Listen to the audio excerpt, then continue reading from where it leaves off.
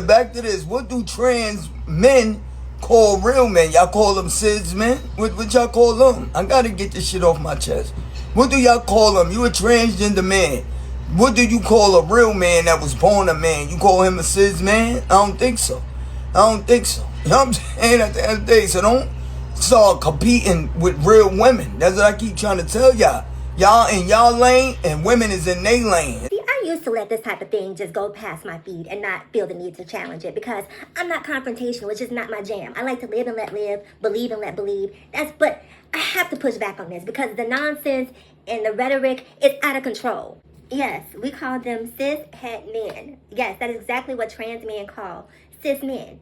When they're having conversations around gender identity, right? No one is going out to the local bodega and saying, what's up my cis head bro? What's up my cis head sis? Like, that doesn't exist in the real world. That exists around conversations that have to do with gender identity. Okay? It's really that simple. Tell me, comment below, when's the last time in real life someone came up to you and called you a cis woman? When's the last time in real life someone called you a cis man? It doesn't happen. When you're having conversations online to make a deviation between a female and a trans woman, cis is often used as a prefix so that you know that there's a difference between the two. It's that simple. Calm down. And see, she then goes on to say that we're competing with quote-unquote real women. And this whole competition, well, first of all, what are we competing for? Because if there's a competition, there has to be a prize. And I certainly hope that you don't think that I'm out here competing for the attention of a man. I've already had one.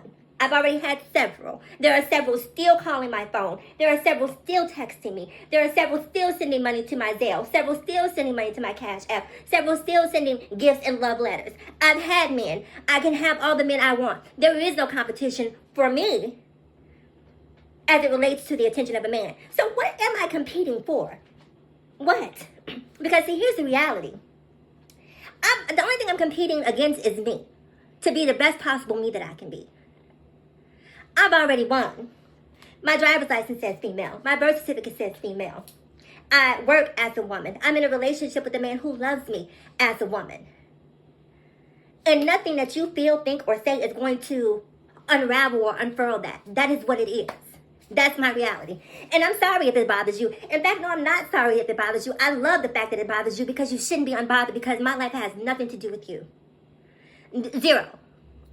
Meanwhile, you guys are all over here falling for the okie doke about cis this and cis that, who's using this bathroom, who's not using this bathroom. But look at this. Look what's happening with black women. Look at the unemployment rate that is happening for black women. Because you guys are being distracted by the minutia and not really talking about the issues that are really affecting black women. You're down here at the bottom fighting for scraps. And I don't fight for scraps. I need some meat on that bone. So no, there is no competition because you can't compete with me and I cannot compete with you. And again, I'm going to circle back around to my original questions. If we are competing, trans women, with cis women, with real women, with bio women, whatever label you want to subscribe to, I don't really care. I don't really care. If there's a competition, can someone please tell me what we are competing for? I'm competing to get another zero in my bank account. That's what I'm competing for. I have no time to worry about what any other human being, let alone another woman, is doing or not doing because it's not my business, it's not my life. I do not care. And I feel like I speak for many trans women who say that we simply don't care.